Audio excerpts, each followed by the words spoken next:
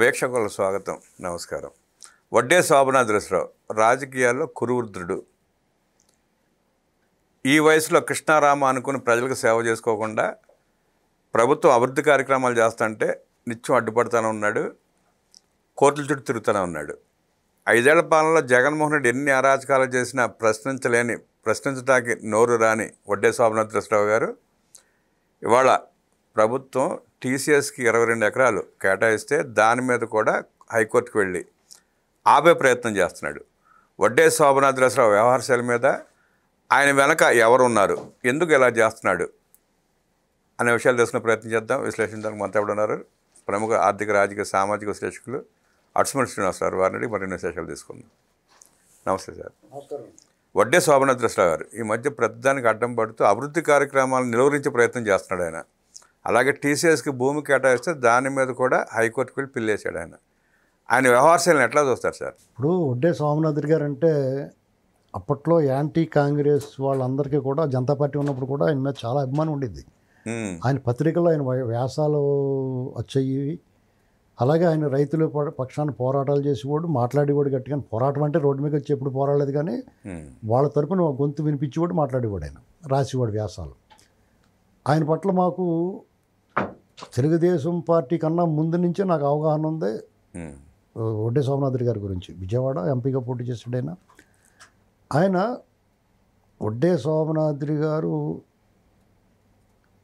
ఆ మంచి పేరు పార్టీలో ఆయన రామారావు గారు ఉన్నప్పుడు, తర్వాత చంద్రబాబు నాయుడు గారు ఉన్నప్పుడు మినిస్టర్ కూడా చేసాడు ఆయన. ఆయన మెల్లమెల్లగా దిగజార్చేసుకున్నాడు. ఈ 10 ఏళ్ళ నుంచి ఇంకా దారుణంగా. అది ఎందుకని అది ఆయనే చెప్పాలి సమాధానం. ఎందుకంటే 99 ఎన్నికల్లో ఆయన ఉయ్యూరు సీట్ అడిగాడు ఆయన. 99లో అన్నే బాబురావు గారు సీట్. అది అన్నే బాబురావు గారు సీట్ అయితే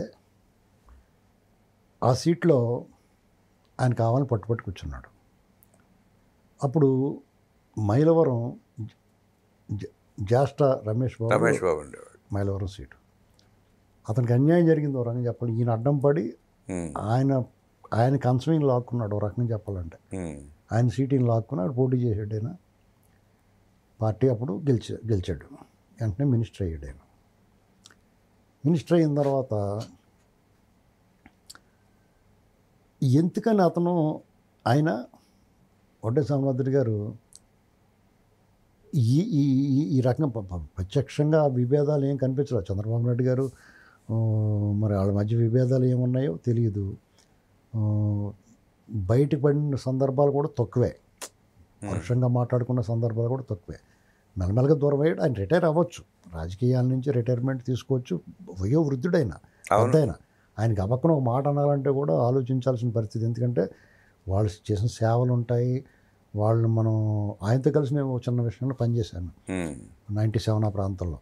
shrimp farming against brackish water అని. అప్పట్లో సముద్రానికి 500 మీటర్లలో ఈ రొయ్యల చెరువులు ఉండకూడదు. అది పార్లమెంట్లో కూడా ఇంక గట్టిగా దెబ్బలాడాడు ఆ విషయంలో. ఆ బుక్ రాసినప్పుడు నేను ఆయనతో పాటు కొంచెం పనిచేశాను నేను. ఆయన సహాయకుడిగా. ఆయనకు అనేక మంది సహాయకులు ఉన్నారు, అందులో నేను ఒకడిని. అప్పుడు కొంచెం ఎక్కువ సాన్నిధ్యం ఉంది మా మధ్య. తర్వాత మైలవరం సీటు అప్పుడు ఆయన మీద ఒక అభిప్రాయం కొంచెం డ్రాప్ అయింది నాకు. ఒక పక్క అన్నే బాబురావు గారి సీటు లాక్కోవడానికి ప్రయత్నం చేశాడు. 2 మైలవరం సీటు లాక్కోవడానికి ట్రై చేశాడు. ఏమండి, ఈ 2 సీట్లు లాక్కోవడానికి ట్రై చేసేటప్పటికి కొంచెం ఇబ్బంది వచ్చింది నాకు. అప్పుడే ఆయన మీద ఆయనతో కలిసి పనిచేసిన, ఆయన సన్నిహితంగా ఉన్న, నన్ను పేరు పెట్టి పిలిచి అంత సాన్నిధ్యం ఉన్నా ఇప్పుడు మర్చిపోయి ఈ మధ్యన కలిసాను నేను 2-3 సార్లు. కలిస్తే ఎవరెవరన్నా చూడండి, వార్ధక్యం, రేపు మనము అలాగే అవుతాం, 4 ఏళ్ళు పోతే. అది వృద్ధుడయ్యాడు ఆయన. అప్పుడు ఆయన మీద ఉన్న ఒక మంచి అభిప్రాయం కొంచెం డ్రాప్ అయింది నాకు. జ్ఞాపక శక్తి కూడా లేదు ఇవాళ. అయినా కానీ వేస్తున్నాడు, వెనకాల ఎవరు ఉండి చేపిస్తాడు. అది కేవలం ఈర్ష్య, అసూయ, ద్వేషం అండి. అది ఒక్కసారి పట్టేసుకుంటే వదలు, చేదస్తం కింద మారిపోద్ది. ఆయన ఎందుకు ఇలా చేస్తున్నాడు అనేటువంటిది ఆయనే చెప్పాలి సమాధానం. అప్పుడు చెప్పలేడు. ఎందుకంటే వాళ్ళ ఇంట్లో వాళ్ళు కూడా ఇష్టం లేదు. తెలుసా మీకు? ఉమ్. వాళ్ళకు కూడా ఇష్టం ఉండదు. ఇలా మాట్లాడటం చేయటం. పెద్దవాళ్ళు వాళ్ళు మాట చెప్పలేక గబక్కని పెద్దవాళ్ళని అలా ఏం అనలేరు, కంట్రోల్ చేయలేరు కదా, ఆ చాదస్తం కింద ఉంటారు. ఇక్కడ ఆ ఎలక్షన్లో గెలిచిన తర్వాత మంత్రి అయ్యాడు ఆయన.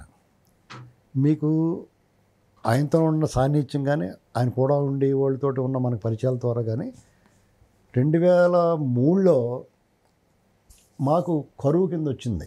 అప్పుడు వర్షాలు తక్కువ ఉన్నాయి. ఉమ్. వర్షాలు తక్కువ ఉన్నప్పుడు మా స్వగ్రామం రాయమండ్రి దగ్గర మా స్వగ్రామం నందరాడ అని ఉంది. అక్కడ ఒక పెద్ద చెరువు ఉంటుంది మాది. మా ఆయకట్టు అంతా ఆ చెరువు మీద ఆధారపడి ఉంటుంది. దాదాపు 600 ఎకరాలు.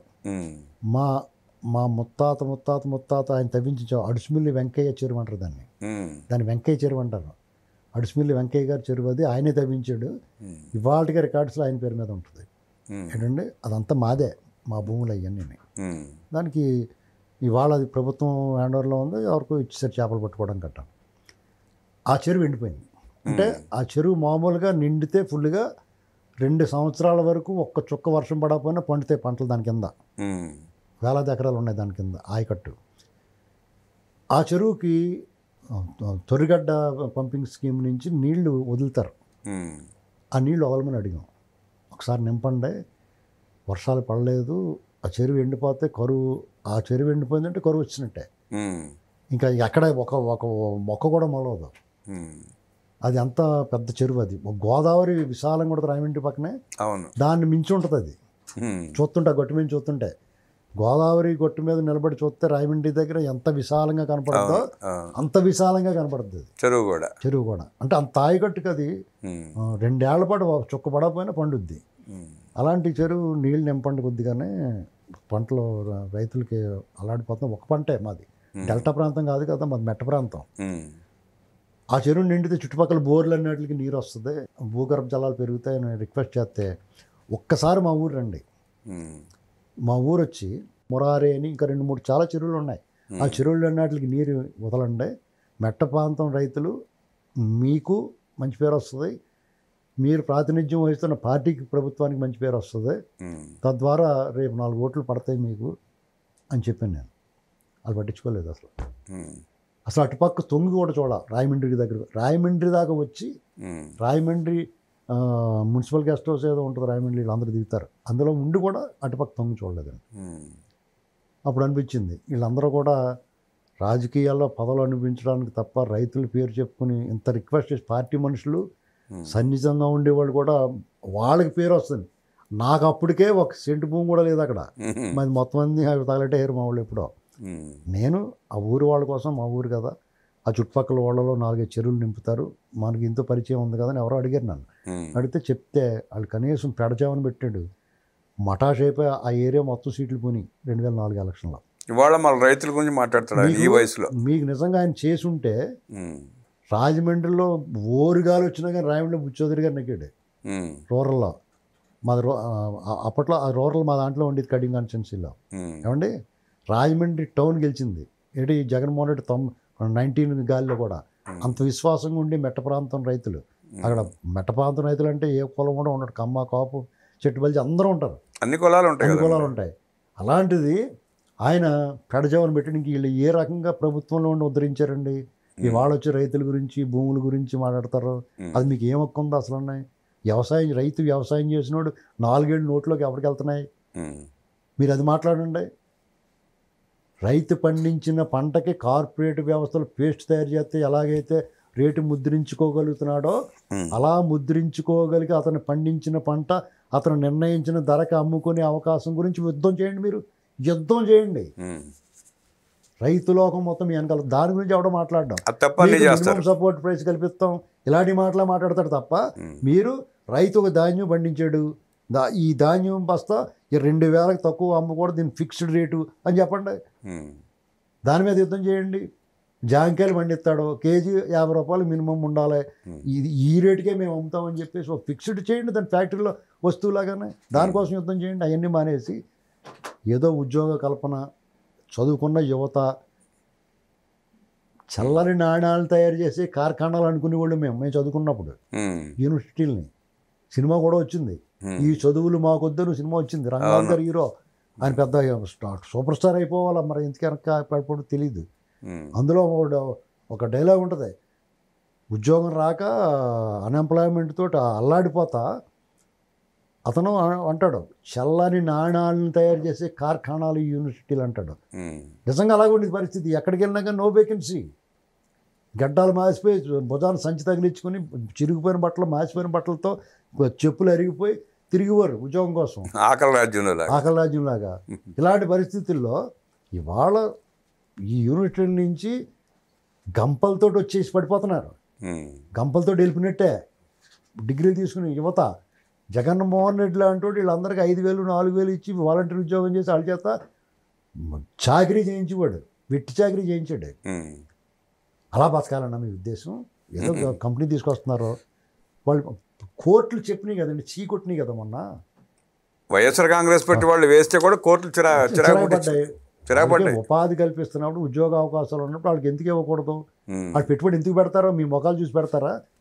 మీ జగన్ రెడ్డి, జగన్ గ్యాంగ్, మీలాంటి వాళ్ళు అందరూ ఇలాంటి పిటిషన్లు పట్టుకు తయారవుతున్నప్పుడు అసలు ఎవడన్నా వచ్చి పెట్టి ఏటండి వినాశకులు ఈ రాష్ట్రానికి ఎలా దాపురించారేటండి వీళ్ళంతానే? అసలు ఏమవుతుంది? ఏ రాష్ట్రంలోని దరిద్రం లేదు, ఒక ఆంధ్రప్రదేశ్లోనే. అక్కడ పక్కనున్న తమిళనాడులో కూడా ప్రతిపక్షాలు అందరూ కలిసి పని చేస్తాయి అక్కడ అభివృద్ధి విషయంలో. ఇతను అమరావతి మీద పుస్తకాలు రాస్తే ఆ వేదిక పంచుకుని వాళ్ళతో పాటు విక్రించాడు ఈయన, ఆ ఉండవేల అరుణ్ కుమార్తో పాటు ఈయన కూడా. వీళ్ళందరూ కూడా వీళ్ళు పెద్దోళ్ళు అయ్యారు, వీళ్ళ గౌరవాన్ని కాపాడుకుంటా ప్రజల పట్ల బాధ్యత. ఎవరైనా జగన్మోహన్ రెడ్డి అంటే అరాచకవాది, అతని పరిపాలన బాగుందా మీకు? ఆ రోజు ఒక మాట మాట్లాడకపోయినా మీరు అసలు అతనికి వ్యతిరేకంగా మాట్లాడకపోయినా పర్లేదు, అతనికి అనుకూలంగా, అతనికి అనుకూలించే విధంగా ఇప్పుడు వ్యవహరించడం ఏమాత్రం కరెక్ట్ మీకు? అంటే వీళ్ళంతా జగన్మోహన్ రెడ్డి బుట్టలో ఆ ముక్కలో తానులేనని అర్థమవుతుంది. పోనీ నేను డబ్బుల కోసం ఆశించే మనిషి అంటే డబ్బుల కోసం ఆశిస్తాడని నేను అనుకోను. ఆశించాల్సిన అవసరం లేదు ఆయనకి. ఎందుకంటే అప్పట్లోనే అధికారంలో ఉన్నప్పుడు పోలు శోభరంగా పోగొట్టుకున్నారు వీళ్ళు. ఎవరు నిప్పర్తలేం కాదు ఏంటండి. అటువంటిప్పుడు ఒక్కసారి మంత్రి చేయంటే నువ్వు సెటిల్ అయిపోయినట్టే. ఎప్పుడైనా ఏదో పూర్వం సత్యకాలం సత్యాలు ఉండేవారు కొంతమంది. అందులో మీరు మెరుగైన వాళ్ళు, తెలివైన వాళ్ళు డెఫినెట్గా మీకు కావాల్సింది మీరు పోగొట్టున్నారు, అందులో అనుమానం లేదు. మీకు ఎక్కడెక్కడ ఎన్ని ఎకరాలు ఉన్నా అలాంటి వాళ్ళకి తెలుసు అవన్నీ ఏంటండి. అంచేత ఇటువంటి ప్రయత్నాలు ఆపాల. మిమ్మల్ని ఏమంటాడు ఎవడన్నా? అవును, మిమ్మల్ని ఎవరు దూషించగలమా? మీ వయసు పెద్దవాళ్ళు, సీనియర్ నాయకులు, 10 మందికి చెప్పాల్సిన స్టేజ్లో ఉన్నవాళ్ళు ఇలాగా ఆటంకాలు కల్పించటం, దాని మీద మీ వికృత మనస్తత్వం బయటపడుతుంది. మీరు ఈ స్టేజ్లో మిమ్మల్ని గౌరవంగా పలానా నాయకుడు అని చెప్పుకుని గౌరవించాల్సిన సమయంలో మీ వికృత మనస్తత్వాన్ని బయట పెట్టుకుని మీ మీద నెగిటివ్ని పెంచుకోవడం ఎందుకండి? ఆయన స్థాయిని ఆయన తగ్గించేసుకుంటాడు. ఆయన ఎంత గౌరవం పొందాలి? ఇది చాలా దురదృష్టకరమైన విషయాలండి. ఇది ఇలాగ మాట్లాడాల్సి వస్తుందని ఎప్పుడు అనుకోలేదండి. చాలా అభిమానించి కూడా ఆయన. అవును, వేల మందికి ఉద్యోగాలు కల్పించే సమస్యలను అడ్డుకుంటూ వేల మందితో దూషింపబడుతున్న వడ్డే శోభనాథరావు లాంటి పెద్ద మనిషి ఆయన స్థాయిని ఆయనే తగ్గించుకుని అభివృద్ధి వినాశనానికి అడ్డం పడుతున్న ఆయన తీరుని ఆక్షేపిస్తూ అద్భుతంగా విశ్లేషించిన అడిపల్లి గారికి ధన్యవాదాలు తెలియజేస్తున్నాను. నమస్కారం.